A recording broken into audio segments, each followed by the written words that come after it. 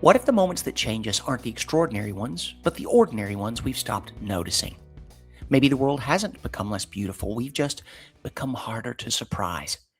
This week is an invitation to look up, slow down, and remember that awe isn't reserved for extraordinary moments. We reflect on what happens when we lower our threshold for wonder, put the phone away, and begin noticing the quiet moments that have been patiently waiting for us all along. Sometimes the world feels unbearably heavy. Sometimes a rose still blooms anyway. Maybe both things are true.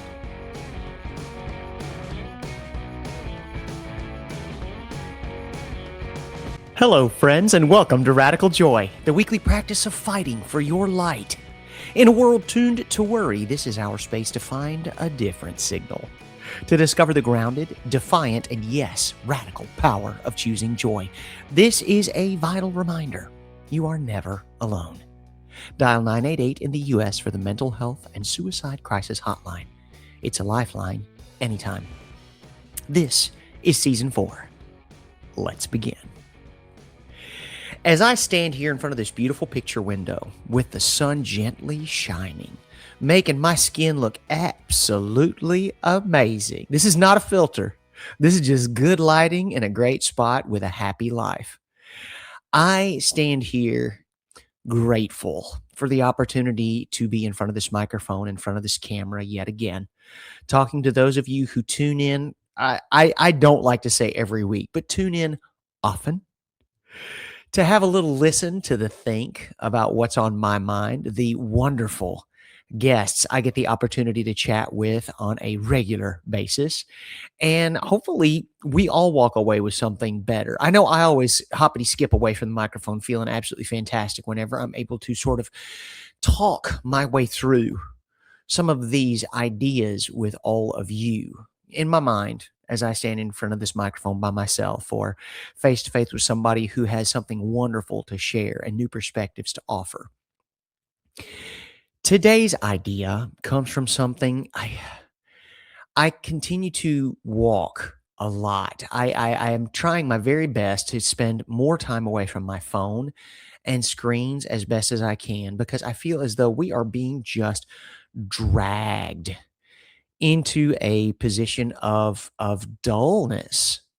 I think that there's so much stimulation that happens on a 2D surface that it's very difficult for us to connect and engage as effectively in 3D life. So what I'm trying to do is just leave my phone at home sometimes and just go bebopping down the street and doing my own thing and finding a way to be better about that so that I don't feel just so unbelievably um isolated from the experience of my life.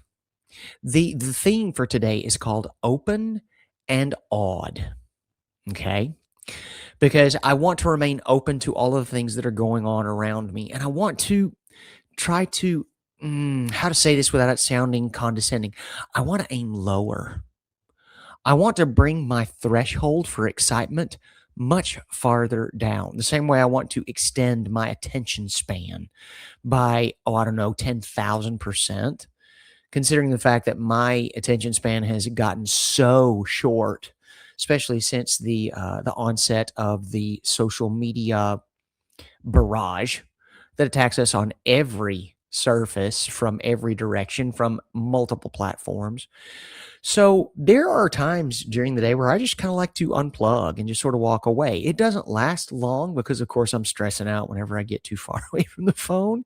It's even got my wallet in it. Like I barely carry my wallet anymore because all you've got to do is double tap that thing, let your screen see your face, and wave your device in front of whatever touchpad. And the next thing you know, you're walking out with your merchandise or a full belly or another coffee because God knows we all need another coffee. So what I love to do is just completely and totally just be part of the moment. If I leave my technology at home and just get to sort of like absorb what it is that I'm going through. Literally, what space is it I am currently moving through? I almost always find something lovely to lift my heart. And yeah. If you're giving me shiz about this right now, that's fine. I don't mind. That's part of the reason I do this. This is the thing. There is going to be something that you will miss if your nose is in your phone. And is it like a life changing moment? Maybe not. Is it a day changing moment? Could 100% be that. Make no mistake. Okay. I love where I live. I live in a very, to be fair, it's a fancy neighborhood. Like I did not necessarily choose it. They chose me. I put out numerous applications for a place to live whenever I knew that my last living arrangement was coming to an end. I moved into this beautiful place. It looks like a Hogwarts, honestly, but without as much shadow or whomping willow jazz going on or flying whatever or talking paintings. Anyway, I digress. It's beautiful. It's stunning. It is in a fancier part of the neighborhood, and it's great. Like I love it. My neighbors are kind, and if they're not kind, they're not assholes. So there's that. Great. No one is aggressive about it. And walking through the neighborhood or biking through the neighborhood, I honestly prefer the walking. There's so many things that you can see and so many things you can take in without worrying. People and their dogs, people and their pets, and how similarly they resemble one another is always a hoot to me. Or the gardens that people keep. There are roses a block from my home that I love going by, and I'm sure the neighbors, if they ever saw me doing this, they would probably raise an eyebrow, but I'm mostly harmless. I'll walk into their front little garden, and I'll take pictures of these stunning roses that they have. Beautiful pink blushing roses, sometimes solo, sometimes in a cluster.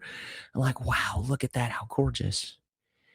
Or you walk down the street, and there are things that, oh, man, we have so many beautiful babies in this country. And everybody's on the bike. So sometimes you'll have a bicycle that is loaded with one parent and sometimes three or more offspring. There's a baby on a chair perched between the handlebars. There's a baby seated right behind mom or dad on their main seat. And sometimes there'll be a kid who's straddling the middle bar on pegs that they had put onto this bicycle. Sometimes not even the pegs. Like I look and I was like, how's that kid standing there? Their feet are literally tiptoed on top of one another, on top of the frame in the middle of the bicycle. And they are holding on, and mom or dad or whoever's pedaling them down the street. And it is beautiful to behold because there is a level of trust and safety there. These kids are just like, yeah, this is totally commonplace. Whereas I seeing this on the first time ever laying eyeballs, I was like, oh my God. If this person hits just the wrong bump, if the chain comes off that bicycle, if some motorist is watching their phone instead of watching the road, this could end in the worst tragedy ever. However, in the spirit of open and awed, I'm not thinking about that right now. I'm thinking about looking at this as such a commonplace occurrence in the place where I live now that people are watching for just such a situation so that does not happen. Also, whenever something like that does occur, not necessarily with the babies, because I want to take those babies even out of the scenario of possibility. I saw a really pretty intense bicycle accident the other day. I heard it before I saw it. And to see the clump of people start to gather and offering help or asking what they can do to help was beyond impressive. When I used to live in New York, I'll never forget the day that I saw a homeless man was hunkered down on the sidewalk. He was lying in the fetal position on the sidewalk. I don't know what this person was going through, but there were people who were laughing. There were people who were taking pictures. There were people who were making video, and there were people who were just stepping over this individual on the sidewalk. And I sat there and I watched it for as long as I could. And I'll be honest, I admit to my shame and chagrin that it was longer than it should have been before I got up from what I was doing and went to help that man off the ground and brought him to a stoop where at least he would not be on the ground risking himself. Now, he may not have seen it that way. I don't know that he was in a place where he could have even seen it that way. I want to think that he was I don't want to think it, but I do believe that he was either on some sort of substance or he was having some sort of mental episode. So he was not in a place where he could help himself. So I I watched thinking someone else is going to help this person. Someone much closer than I am currently is going to stop and help this person with whatever it is they're going through. And the longer I waited, the more I realized that perhaps that was not the truth. Now, this is not a story I'm telling you to say, James, you're such a good guy. That's not it. What I'm saying is remaining open and awed to what's going on around us, where we can glean the wonderful from the beauty and the fantastic and the delicious that's happening in the world around us, because it happens every day, all around us, all the time. We've just gotten so used to gigantic and colossal being the only thing we pay attention to anymore, because we are just exhausted with all of the stimulation, that we don't stop to look at this beautiful flower growing or the sweet little family chatting in a foreign language 4 deep on a single bicycle, and that the world we live in knows that's happening and watches for it to give them the space so that they can continue living this charming, delicious life. One that we could also be sharing, one that we could also be a part of, whether it's as spectator or participant, if only we were aware. So I want us to remain open to the fact that we live in a world of wonder. Yes, it is also a world where terrible things happen daily to innocents, to people who had no skin in the game whatsoever until they were thrust in the fray, until they were literally just corralled into something terrible that they had no choice but being thrown in the middle of it. And my heart goes out to it. And we continue to work to do better by it. And there are parts in our lives that are so close, they're so local, that we can participate in that and also be a wonderful part of that too. I want that for us. I think that finding joy in those moments and leaving ourselves open to the awe of a glorious life, even amid the things that we know are wrong, that we know aren't going poorly, disorganized, people are getting hurt, people are suffering. I am not trying to turn a blind eye to that. What I'm saying is we are large enough, intelligent enough, emotionally evolved enough to be able to hold both. We don't refuse the existence of one by insisting on the presence of another. Open to the fact that beautiful, wonderful things happen in minuscule or in small or medium every single day. And how lucky we are to be able to either be a part of it or at least bear witness to it. And we must keep that mindset in order to not completely drown in darkness or depression or sadness or any number of things, or guilt. Like, I understand that there are people out there who sometimes feel guilt for a fact that there are so many that are suffering and I live in abundance and comfort and delight. Correct. And what I will do as one who lives in that situation is continue to work so that others may see that it is a labor for me to do this, to share it with others. It's a pleasure. Don't get me wrong. I'm not saying it's a chore. I'm saying it's a labor of love to continue to understand that I must carry both, because they are both just as real. Today, tomorrow, yesterday, forever. And I will continue to walk in such a fashion. I have to. I have to, because I feel it. I'm so sorely disappointed by the way that some of the things in the world are going right now. It crushes me. It rises me to an anger the which I have no business feeling, because when one reaches an age that I have reached, that is not good for my health.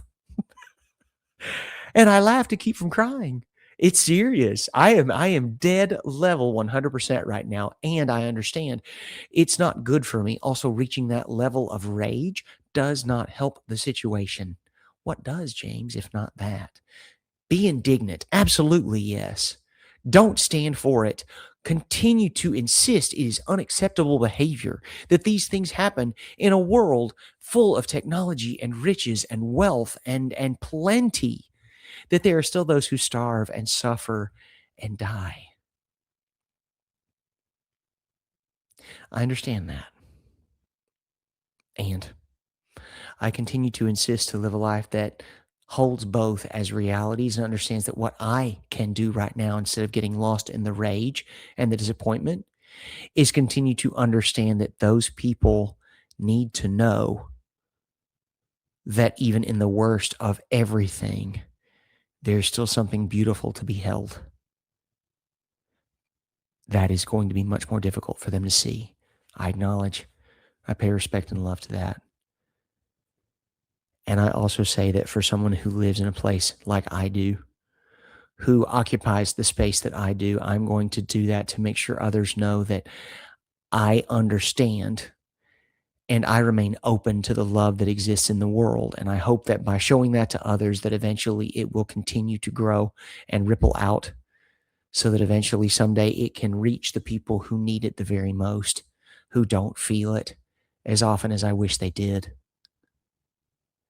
James, that's kind of naive thinking. That is the best I got for some of this. There are situations in the world that I cannot help. There is nothing I can do from where I stand that I feel will make a significant difference. What I can do is try to increase and improve the circles I enter. I can send resource and I can send influence the best way I know how to those sorts of things. Otherwise, I feel desperately helpless as far as an effective method of showing these people how we care and how we hope that whatever they're going through improves drastically, that the cruelty and the anger and the greed stop, that they find relief from those who are insatiable. Sometimes it helps, even though it may be completely and totally naive, thinking that this is not cruelty that these people are showing. It's just a trauma that expresses itself as lack, that continues to show up. It just cannot, it's a thirst that cannot be slaked.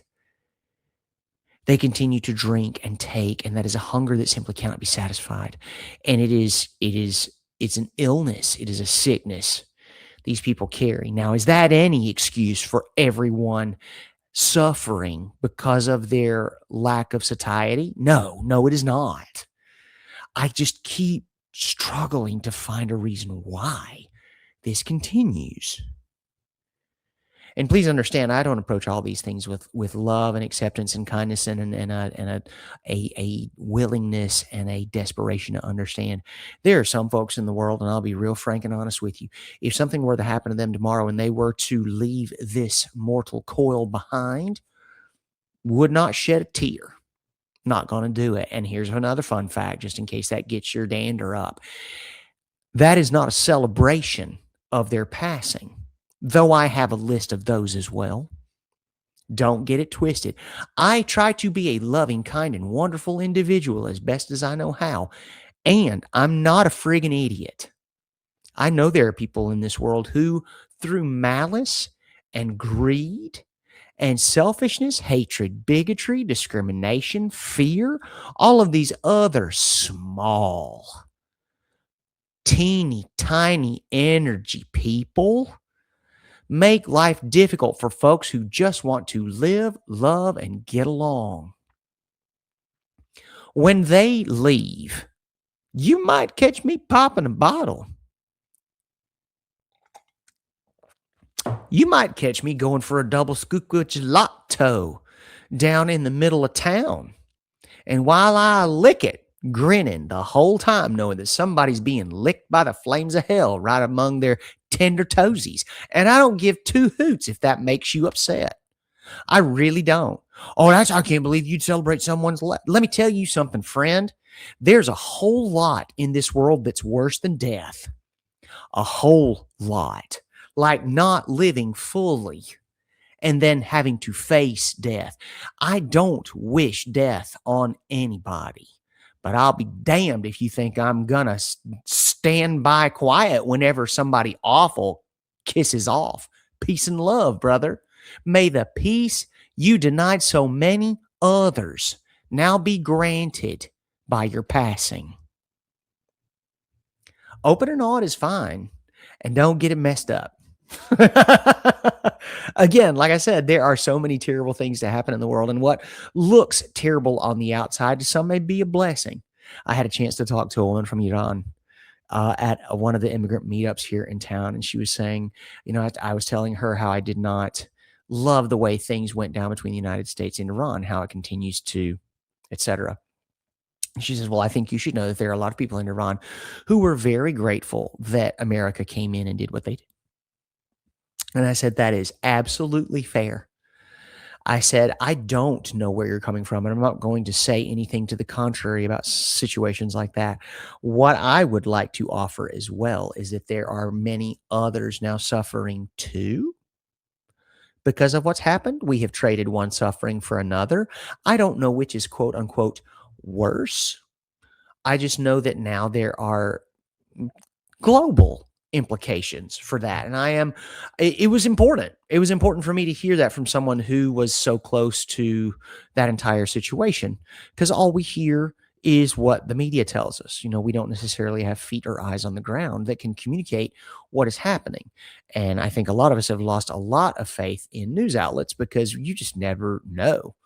Like up is a complete and totally elusive idea nowadays whenever you're trying to find truth in reporting and media and what's actually happening in the world. And to hear this from her, I was like, that's fair. That is absolutely fair. And I think you should also know that there are a lot of people who are suffering from this sort of situation now as a result. And I don't know that getting out from under the leadership of one despot to be under leadership of a younger, more rage filled, vengeance driven leader is the best situation either, but I don't know. Again, I don't know because I all I have is knowing that there are consequences of these actions that are now rippling out to the rest of the world. Now, does Iran deserve to suffer in silence? Of course not. Does the rest of the world need to be pulled down? What I would have loved to have seen was Iran pulled up. And I think that would have been a far better idea. But neither here nor there. I am straying from topic. Open and odd.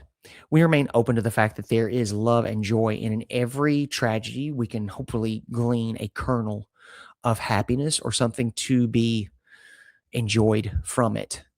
And odd, looking closer.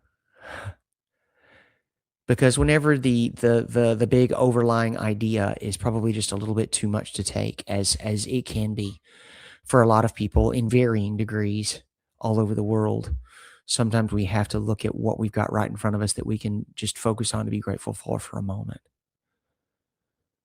And mentioning things like, people who are suffering through military conflict, who are suffering through genocide, who are dealing with incredibly cruel leaders or hunger or homelessness or any of these other things, it is wild for me to make this ask of them. And I don't know that I'm necessarily aiming for them as the target audience whenever I mention this. What I do want to say is that I am wildly grateful for where I am, who I get to be, what I get to do for a living, as well as in my own life, to continue to look for things to enjoy. And hopefully in that joy and not showing it off or performing for it, but just sort of living in it, that others can see that settledness, can see that contentment, and will be able to find something like that for themselves wherever they find it. I I moved into this new life. Gosh, it's getting close to 2 years ago now. And the way things are done here is so differently. You just don't understand the kind of pressure there was until you leave it, until it's not just bearing down on you 24/7. Buy this, consume that. If you don't eat this, you're a loser. If you don't wear that, you're a loser. If you're this many pounds on the scale, you're fat. If you're this many pounds on the scale, you're beautiful. suck in your cheekbones, contour your face within an inch of its life. The kind of stuff that you see, it's just, it makes all the sense in the world if you are looking at it a little bit farther from the outside. 'Cause you're like, oh, got it. Wow. Yeah, of course, because it's just a never ending cycle. You work, work, work, and you're exhausted and you're frustrated because you don't have the free time that you want to live your life. So you buy stuff to make you feel better because you might have a little money to buy something to make you feel better, which was always the goal in the first place. And it's just this terrible hamster wheel of buying stuff you don't want to take up space you don't have. And eventually you forget about it because there's so much stuff that you bought to feel better just because all you needed was free time and somebody in life to tell you that you were pretty or funny or smart or lovely or warm or caring or kind.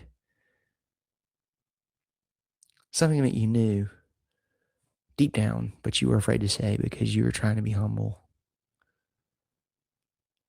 Something that you were hoping someone would see, and they did. And then all of a sudden, all of the noise in the circus and the cacophony just sort of stills. It's there. The machine continues to whirl. And now you've got a place to take shelter from it. And now you can look at the small things and the quiet moments and you can understand, like, oh, this was it all along. This was it. Somebody to love, somebody to share it with.